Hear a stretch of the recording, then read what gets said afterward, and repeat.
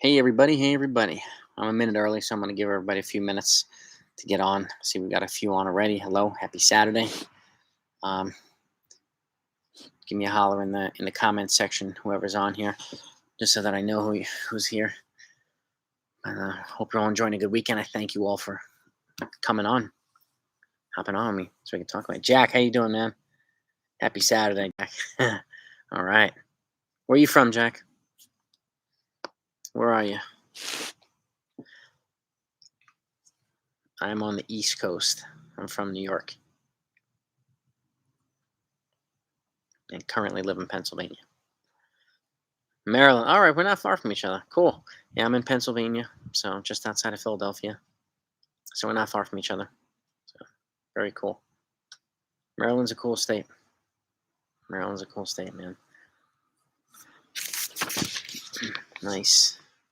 Very nice. Well, so we're going to talk about, training for sub 18-minute 5K today. And again, if you have questions along the way, feel free to ask. I'm going to go over all specific training paces. And hello from Germany. Ziki Lou, hello from the U.S. Welcome, Germany. Zik Lou, cool. Kim, hello. How are you? Hello, everybody, and welcome. Thank you all for joining. I really appreciate it. And I'm going to be doing this every Saturday now, most likely. I've done some in the mornings, but it looks like I might get some more folks joining in the afternoon. I might alternate it, but if the afternoon works better for folks, then I'm probably going to move it to the afternoon from the mornings. Just to get as many folks on here as possible, because it is a live stream, and I want to interact with as many of you folks in the running community.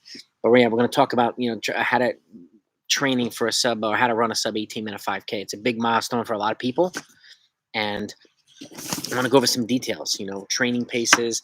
I'm gonna go over some early season workouts, mid season workouts, late season workouts. I also have in the description below my sub 18-minute training, fully detailed training program right on my YouTube channel.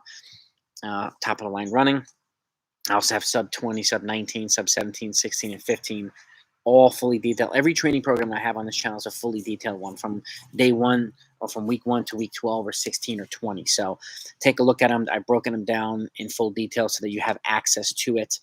And and again, and that applies from half mile to 5K, 10K, all the way up to the marathon. Everything's fully detailed. So, but today, again, we're going to talk about what to look for, and what to look for when you're running a sub 18-minute 5K. And that depends on the type of training you're doing now, whether you're moderate volume, high volume, low volume.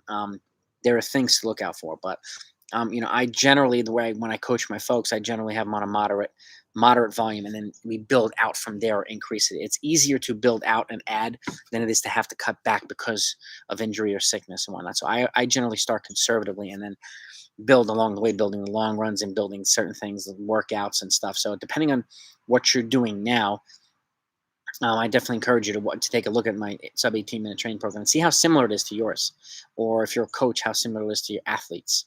So, but let me go over some stuff. And again, if you have questions along the way, feel free to ask any type of question. I'm here for you to answer your question. So, and if I don't have the answer right now, I'll have it by tonight, and I'll be putting it in the notes, in the comments section. So feel free to reach out to me directly at blackbeltrunningcoach@gmail.com. My Instagram running page is Top of the Line Running as well, so kind of mocks this one. So Perry, hey, Lone Star State, what's up, Texas? All right, we got a global community here. I love it. Germany, Texas, Maryland, big happy family. So I've had folks from India in here, out west, Australia, on some of my videos. So it's pretty cool.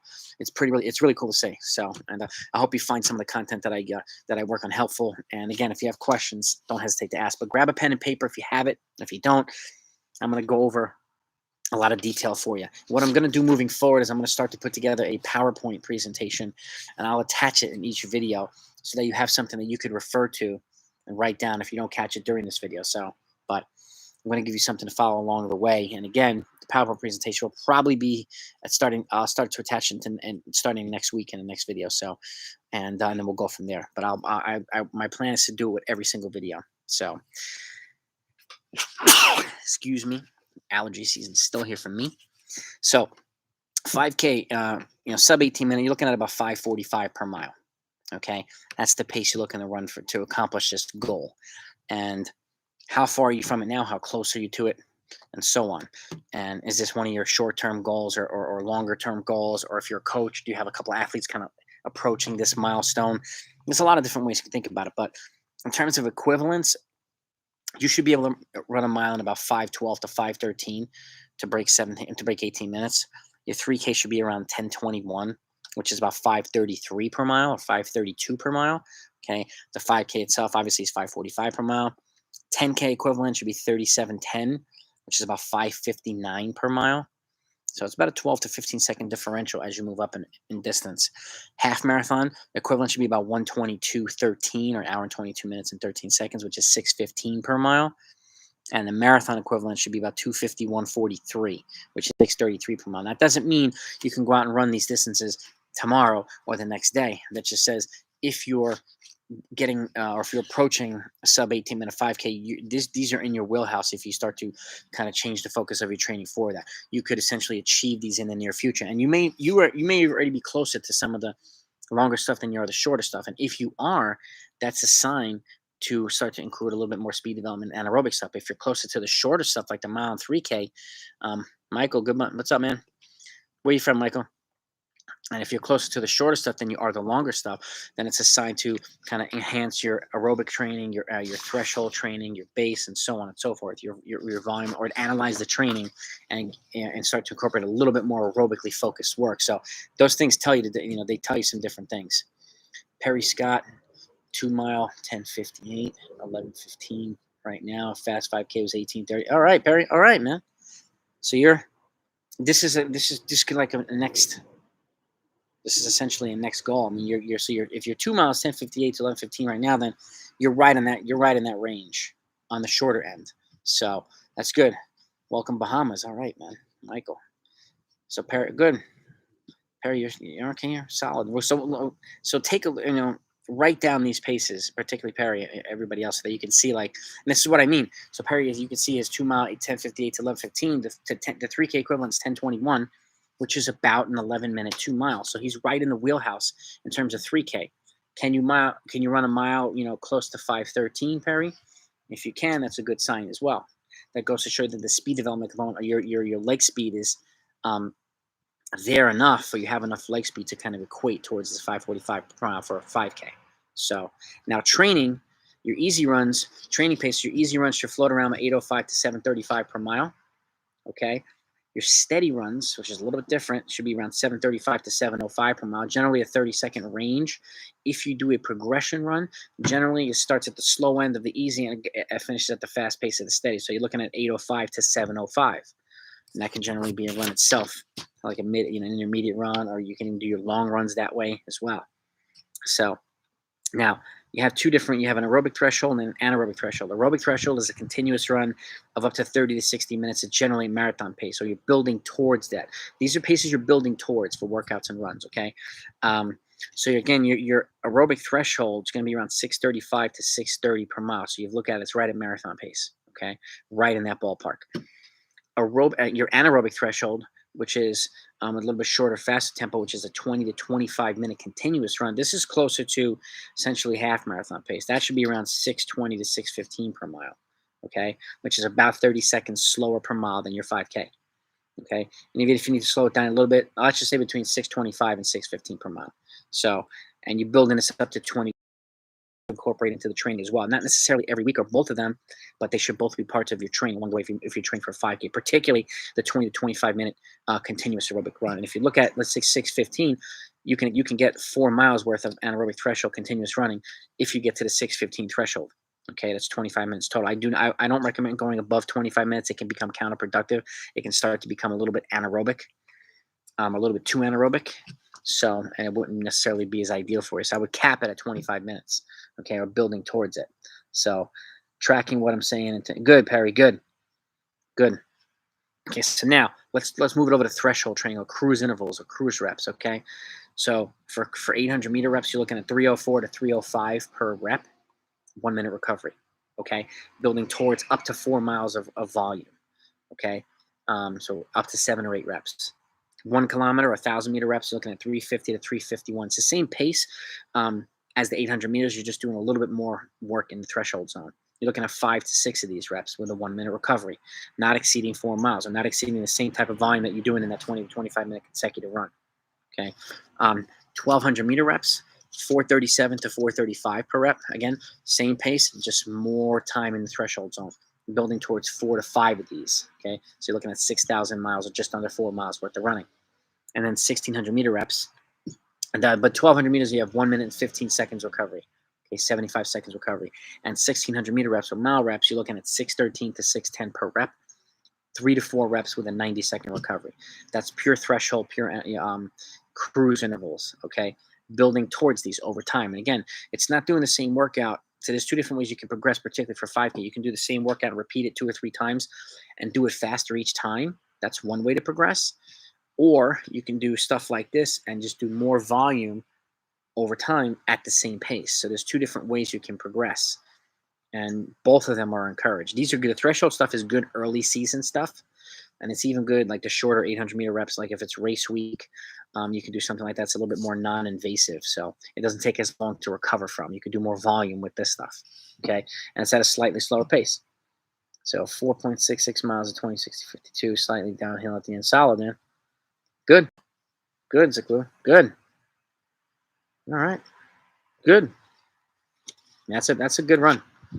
Last week was 8 times 1,000 and 332 on the track. That's a lot of volume if you're training for 5K. What would you expect for a continuous 5K on the track? Sub. How much recovery are you taking, Ziklu, on these 1,000 meter reps? How much recovery? Because that's key. Okay, that's Kim. 18:11 5K. All right, 37:57 10K, 122 12 half.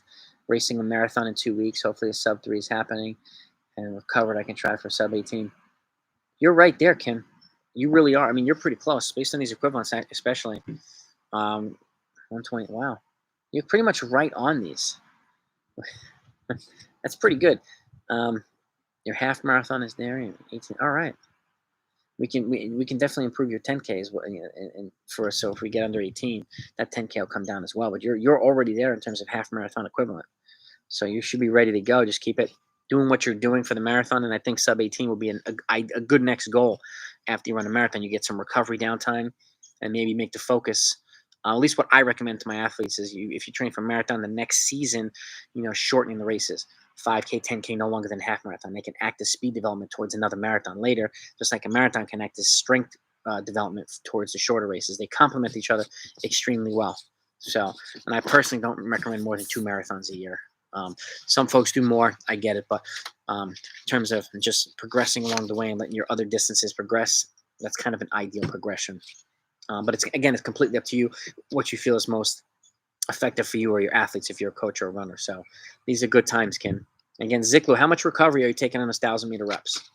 So and on that note, let's move over from threshold to interval training. Okay, so interval reps, you're looking at 545 to 542 per rep per mile. Okay, now you're looking at 4-minute recovery. So it's 90-second recovery with threshold. It's 613 to 610. Now you have 545 to 542, which is pretty much spot on 5K pace. 4-minute recovery. Okay, building up to 4 reps if you can. Okay, 400 meter jog. Okay, Ziklu. Well, that's pretty significant volume at that pace. So you should, with that, you should be able to run a sub 18-minute 5K with that type of volume in workouts. I mean, yeah, you're probably looking at 17:45 if you run it evenly. But again, what else are you doing in your training? That's the key as well. You're recovering enough. Are you doing?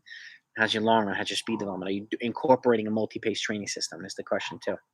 So back to this: 1,200 meter reps, 416 to 414 per rep, 330 recovery. 1,000 meter reps, 331 to 332. 3-minute recovery. Okay, no more than 3-minute recovery, even 230 if you can. 800 meter reps, 249 to 250 with a 2-minute recovery. Okay, the paces get slightly faster along the way too. If you look at it, 250, that's 540 pace. You go up to the top, and it's between 3K and 5K pace. So, 400 meter reps, 120 to 121, or 80 to 81 seconds per rep. That's a little slower than your mile pace. Okay, it's between mile and 3K pace. Looking at anywhere from 8 to 10 to 12 of those reps, even 14 if you're 300 meter reps. 8 to 15 seconds per rep, take a 1-minute recovery. And then 200-meter reps, 36 to 37. And again, these can be used as speed development components. Okay, you do an easy run on a day, you add a couple of 300s at the end, or you do a continuous tempo, you add some 200s at the end of it. It teaches you how to turn over when you're fatigued. Okay, and that's a good thing to practice. It's accelerating when your legs are already tired, when your body's already tired. It's a great way of simulating the end of a race when people start to kick, and also puts you in a position to kick from further out, shorter. So you need to know what it feels like to kind of accelerate from 600 meters out to 200 meters out, all different distances, because you never know what type of race you're going to run. So, but these types of reps and workouts help you get there. So, and again, here, the 1600 reps, you're looking at about 3 to 4 of them. 1200 meters, same thing, 4 to 5 of them. 1000 meters, 5 to 6, in some cases 7. 800-meter reps, at this point, you're looking at maybe 5 to 6 of those. 400-meter reps, 8, 12, 13, 14, max 14. 300 meters, 5 to 6 of those. 200 meters, 7 to 8 of those. So, and again, where you put them in your training is also important. Now, I'm going to give you 3 early season workouts, 3 mid-season, and 3 late season. And if you look at my other 5K videos, I give you a lot of different workouts. So from sub 20, you get a bunch, sub 19, you get a bunch, sub 18, you get a bunch, and you'll see you'll have over a dozen new workouts, or potentially even more than that, at your disposal now that you not have done before. But I want to give you as many options as possible, as they all work. I've used these on my athletes over 2 decades of coaching. And again, it addresses strengths from different types of folks. Some folks are more strength oriented, folks are more speed oriented. So it depends on you identifying the individual needs for certain people. This is where you can modify workouts and individualize parts of training as well, because not everybody's going to respond the same. If you have 10 people doing the same exact thing, not everybody's going to respond the same way. So there's an individualized component that comes into play. That's why I give so many workouts as well. So early season, first one, 2 sets of 8 by 400. So it's 16 by 400 total, but it's broken up into 2 sets. So you're doing 8 with a 30-second recovery after each rep. Okay. After the last one, you take a 5-minute recovery in between sets, and then you repeat that. Okay. And you're looking at doing them at 85 to 86 seconds per rep, or 125 to 126 per rep, which is pretty much spot on 5K pace. Okay. But you're doing over distance. So 16 of them is 6,400 meters. So you're doing more than 5K distance. Okay. But you can do that because the reps are shorter. It's a little bit easier. And again, doing these early season kind of helps you develop the rhythm so that you can increase the distance to 800s to 12s to miles and stuff over time, so that you can't expect it. If you can't handle mile reps early in the season at 5K pace, and most people can't, that's what the shorter reps do, allow you to transition into longer stuff, if that makes sense. The second one, building towards this 20-minute tempo. So you're doing 2 times 10-minute tempo. If you look here at the 625 to 615 pace, okay, you take a 3-minute recovery in between the rep. Okay. And then at the back, you do a 600, a 400, and a 200 on the back end. Okay. 600s at about 3K pace, 400s at about mile pace, and 200s is slightly faster. You take a 200-meter jog after each one. Okay. And again, teaching you how to kick out from 600, teaching you how to kick from 4, teaching you how to kick from 2. Okay. That's workout 2. Workout 3, early season. You do a 600-meter effort. Okay. At 3K pace to open it up. You take a 3-minute recovery. Then you do 5 or 6, building whatever you can handle. Your athletes can handle 5 or 6 times threshold 1,000-meter efforts with a 1-minute recovery. If you look here, you're doing a 350 to 351. Okay, you take a 3-minute after the last one, and then you do another 600 on the back end of 3K pace. This teaches you how to go out hard, settle in, work the race, and then finish hard. And again, 600 meters out, 600 meters in. So you could change that to 200, you could change it to 400, but I like the 600 because it teaches you how to have a longer acceleration, if that makes sense. And again, races generally settle in at about 600 or so for 5K. Some folks are crazy, but this puts you in a position to kind of run your race instead of running other people's races. Ziklu, yeah, just take your time. I mean, it's a progression. It really is. Half marathon in Munich is up next. Your goal is to run sub 85 or sub 125. Okay. Nice. Ziklu, 14:10. Kim, do I think I need a full 12 weeks, 5K, 10K cycle once recovered from the marathon? I would encourage you to, because it allows you to kind of put the things, Kim, in that building towards, like, I like 12-week cycles because you can do 3 blocks of 4 weeks each. So you can focus on certain things, and it allows you to transition over into each cycle easily without doing too much of the same stuff too soon, if that makes sense. Um, but I like a 12-week cycle. Yeah, I do. If you ran a 508 mile in training, but can only run a 1903 5K, what should I do? And this is, I mean, if you run that fast and you can't get under 19 minutes, it's important to start incorporating more either volume in your training, or start doing a little bit of threshold training and tempo training. Um, is it K Shock? Yeah. Threshold training, longer reps, stuff like this. Thousands of threshold, 1200s of threshold, mile repeats of threshold. Start at 800s, make sure you can do it, but build up to after 3.5 to 4 miles worth of volume, and it'll help you kind of transition over and put you in a better position to kind of bring your times down for the longer stuff, if that makes sense. Without neglecting speed development, without neglecting your long, without neglecting anything. That's just something to enhance in your training. That tells you that to increase, the longer stuff, if that makes sense, in the training. K Shock. You're welcome, Kim. Okay, so let's get to mid-season workouts. Okay, 3 mid. Now, instead of doing 2 sets of 8, you do 14 to 16 consecutive 400-meter efforts with the same 30-second recovery, and then you do an 85 to 86 seconds per. Okay, see how you can do. That's a sign of progression. Okay, breaking up in pieces, and then the next kind of progression mid-season is doing it consecutively. That's a sign that your fitness is improving. Okay. Alex, racing most weekends between 5 and 10, 1740, 3730. Type of season should be midweek. Session should midweek. You want to get to 17 and 36 respectively. Most weekends you're doing 5Ks and 10Ks. Number one, are they on Saturday, Alex, or Sunday? What days are they, and what does a week look like? Are you doing 2 sessions on a week if you have a race, and when you have a race, or one? Give me an idea of what you're doing in your training, and I'll give you a little bit more specific feedback.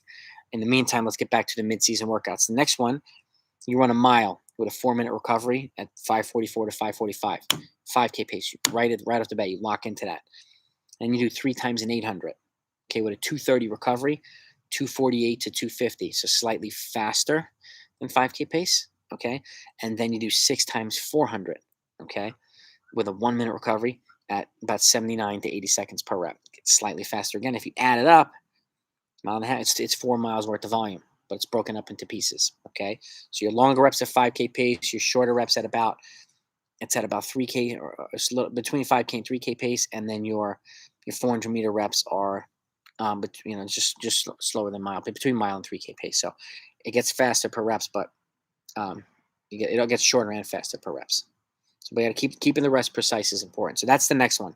And lastly, this is kind of more of a VO2 max kind of 3K, 5K type workout.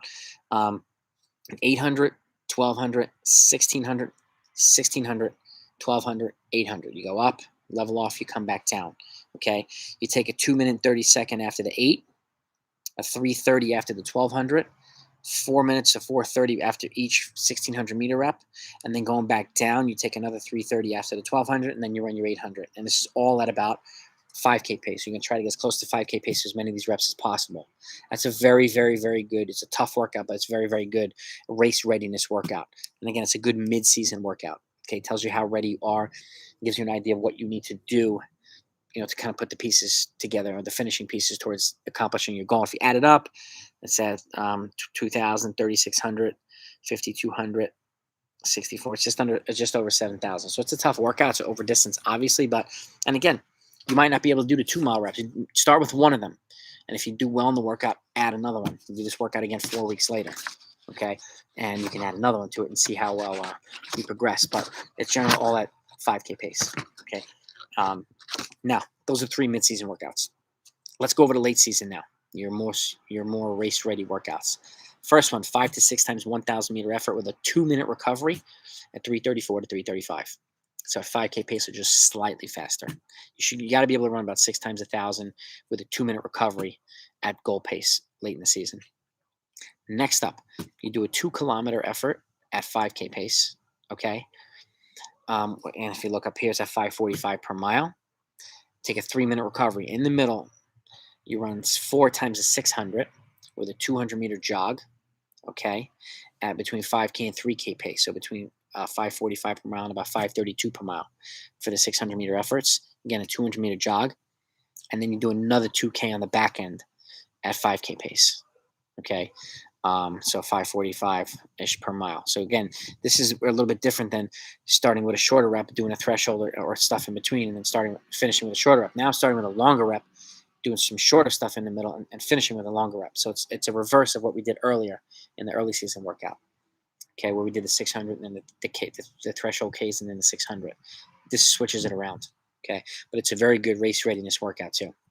And last but not least, 2 times 1200 with a 230 recovery at 5K pace, 2 times 600 with 130 recovery at 3K pace, and 4 times a 300 with a 1-minute recovery or 100-meter jog as close to mile pace as you possibly can. So if you look up here, you're doing the 1200s at 5:45 per mile. You're doing the 600s at 5:32 to 5:33 per mile, and you're doing the 300-meter efforts at about 5:12 per mile pace. So those are the 3 late season workouts, and you'll see hopefully this gives you more options. And I don't know if any of you have tried workouts like this before. They're very race specific circumstance, so I do that. So that's we have like working on building the long runs, increasing long runs. And I highly encourage folks to do rolling long runs if they can. It's just a great ancillary way of building leg strength, particularly if you have softer surfaces to do them on, dirt, grass, trails. So whatever your long run is, 10, 12, 14 mile, whatever it is, doing them on a rolling area is a great way of building strength without having it to be an actual hard workout. So, so here, Alex, the usual week is Monday easy, Tuesday long, Wednesday easy, Thursday workout, Friday easy, Saturday easy, Sunday race. Thank you. Usually do either do a fartlek 15 times a minute, 10 times 2 minutes, or a tempo run. Well, these workouts would definitely suit you well, Alex. Long. Okay. Well, yeah, I mean, if the race is Sunday, then it makes sense to go long on probably Tuesday, or Monday or Tuesday. You could always go long Monday and go easy on Tuesday. You could do that as well, and then like steady or an intermediate run on Wednesday, and then do your main workout on Thursday. You can still keep that format. It's just a thought, and even on Tuesday, you can add some of those 200s or 300s after the run. So which would be 2 days after a race, you can just get a little bit of turnover work, and it doesn't act as a workout, but then you can come in and help you transition into the Thursday workout itself. Personally, I Thursday workout sometimes to me is a little bit close to the race. If the race is Sunday, so I would if the race is Sunday, I would do a Wednesday workout. If the race is Saturday, I would do a Tuesday workout. But it all depends. I mean, and it also depends how often you race. And you said you raced most weekends, so it might be good to go a block of 3 to 4 weeks of good block of training without racing to give yourself an opportunity to kind of put a block in. It gives you a chance to do 2 workouts per week instead of a workout in the race, because that can generally help you as well. So, and it'll give you a good idea in terms of where your fitness really is, without it having to be a race.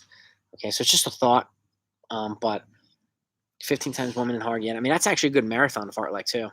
Really good fartlek for the marathon. 10 times 2 minutes on and off. Okay, tempo runs. I mean, ideally you building towards 20 to 25 minutes at this point at 6:25 to 6:15 per mile. That's a good thing in this particular situation over time.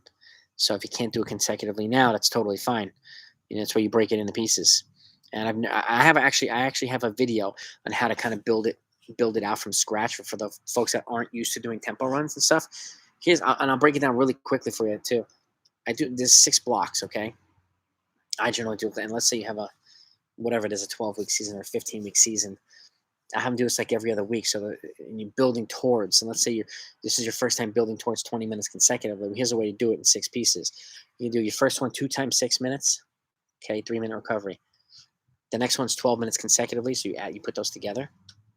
Then the next one is 2 times 8 minutes, 16 minutes total. And then the next time is 16 minutes consecutively. After that's 2 times 10 minutes, all with the same 3-minute recoveries.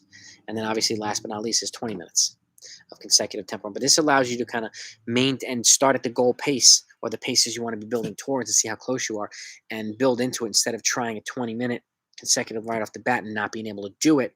Some folks might be able to, some folks might not to, but this is a good way of doing it without being way off the pace. And because sometimes people are way off the pace, they'll get discouraged, and then they might not want to do that tempo again. Well, here's a way of doing it that's kind of methodical and gradual, that allows you to get to your goal paces for the duration of time that you want to be doing it in. But that's a great way of doing it, Alex. And I'm not sure how long of a tempo you do, but 20 to 25 minutes is a great way of kind of building up towards it. So in pieces. But again, don't worry. These are paces you're building towards over time. And it doesn't mean you have to do all these paces for all the runs and workouts. Not everybody's going to be able to do that. Some folks are going to be stronger here and stronger there. So it varies per person based on their strengths and weaknesses. So um, you're welcome, Alex. Some good thoughts to apply often. Do a long run on Monday after a race, and session Wednesday. 3 easy races. Great tip. And 3 easy weeks, like 3 weeks of tempo. Yeah. Easy runs or into a race, or a block of 3 to 4 weeks of training before another race. The tempo buildup is when I start working with like younger folks who are not used to it yet. That's how I build them up towards it. And then once they're there, it's much easier to stay there. So, and it's a great way of kind of locking into the paces early on, getting them familiar with this stuff. And this is another thing, and I'll recommend this too. So all these paces here, if you do a workout, okay, let's say you do that workout at 625 to 615 per mile.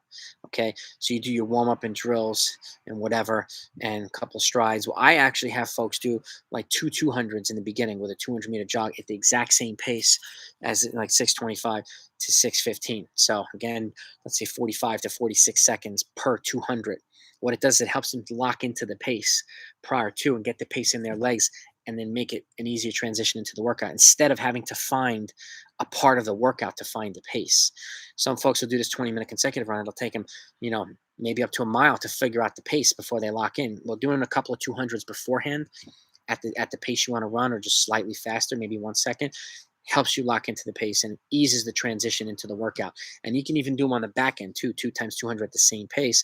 It helps you ease out or transition out of the workout as well into your cool down.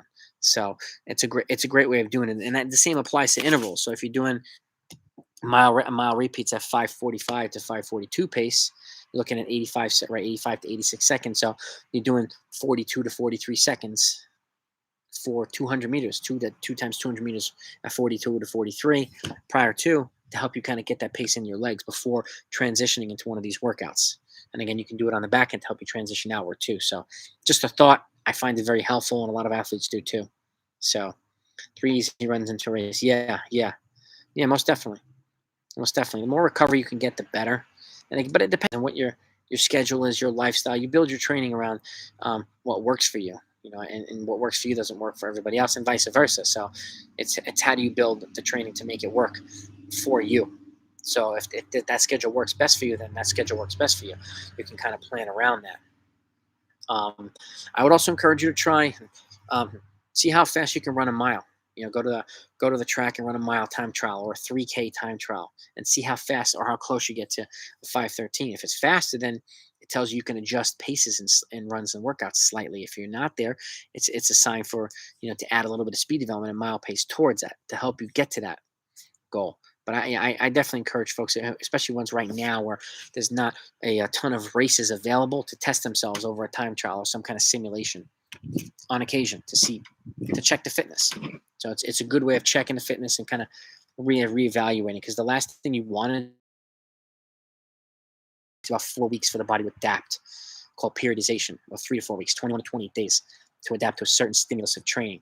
And then you make modifications, and then you do it for 3 to 4 weeks, and then you make modifications. So that's what I was talking about, Kim, too. The periodization component. So it allows you to add certain things, like the way I break it down over a 12-week set. I'll do like 4 weeks of tempos and threshold stuff, and then the next 4 weeks I'll combine threshold and interval training to a certain degree. And then the last batch of this last 4 weeks, I'm doing more race pace stuff, or faster than race pace stuff. So you're transitioning and progressing yourself, so that you're hitting your best race when it counts the most, but you're still on the uptrend as well. Because if you do too much race pace stuff too soon, there's a chance you might be running your fastest or your sharpest races 3 to 4 weeks before you want to. So this helps you time it right by using periodization, if that makes sense. Never done a mod. Yeah, it might be a good idea, Alex, to do that.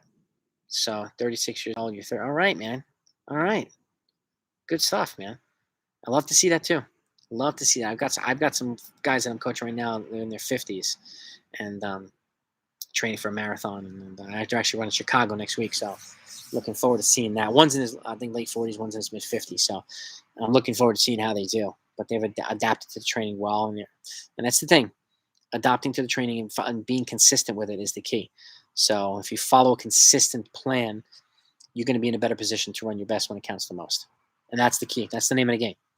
Doing it right, and especially in a 5K, you have a little bit more flexibility. I mentioned this in a marathon, you have to be more precise because a marathon, like if you tank or your legs give out at 20 miles, and you can't come back the next weekend and do it again. It's just not like a 5K where if you have an off day, you can make adjustments and come back at it after a week or so. Marathon's a different beast, so you've got a little bit more margin of error for the 5K, so it allows you to be a little bit more aggressive in workouts if you need to or when you can, if that makes sense as well. But so, do these paces make sense? Does anybody have any questions? I want to make sure that you're able to get the information. And again, I'll start. The plan is to start next week with a PowerPoint. I'll still be talking like this, but I'll have all this stuff in a PowerPoint attachment for you, and I'll attach it right after I do the live stream, so that you have it. So, especially so, and if you haven't subscribed to the channel, make sure you do, so you have access to all these things as well. So make sure you subscribe to the running channel and hit the notification so you know when I'm doing videos and you know exactly when I'm doing them. And again, you have access to all this stuff. And I say this, and I'll say it until I'm blue in the face. I don't care if you run a 50-minute 5K or a 14-minute 5K. I want you to have access to the same content and information. Everybody, it's important to have access to it. So, and I want to help as many folks as I can. So, and that's why I want to do these live streams so that folks have access to me. It's kind of like a mini coaching clinic. So, and hopefully I've been able to give you some good info today that you can utilize. If you have questions on where to utilize it or whatnot, if you want me to take a look at your training, send me a message on Instagram, Top of the Line Running, or send me an email at blackbeltrunningcoach@gmail.com. Give me a little bit of a sample of your training, and I'll take a look at it. And if you want me to give you any feedback or suggestions, I'd be happy to do that for you. So, I hope you found this helpful, and I want to thank you for coming on. And have a great weekend. And next week, I'm going to flip it over a little bit to middle distance races, 800 and 1500 meters or mile stuff. So the mile time trial, folks, you might get some good information out of there. And for folks like Kim running 5K, it might give you some insight too in terms of the shorter side, because to do well in the mile and half mile, a lot of that stuff needs to be done at 3K, 5K pace or a good chunk of training. So it'll benefit you more than you think for a 5K. So I hope that I'll see you on. It'll be next Saturday, 3 o'clock, again, Eastern time in the afternoon. So again, thanks so much for coming. Have a great night. Talk to you next time.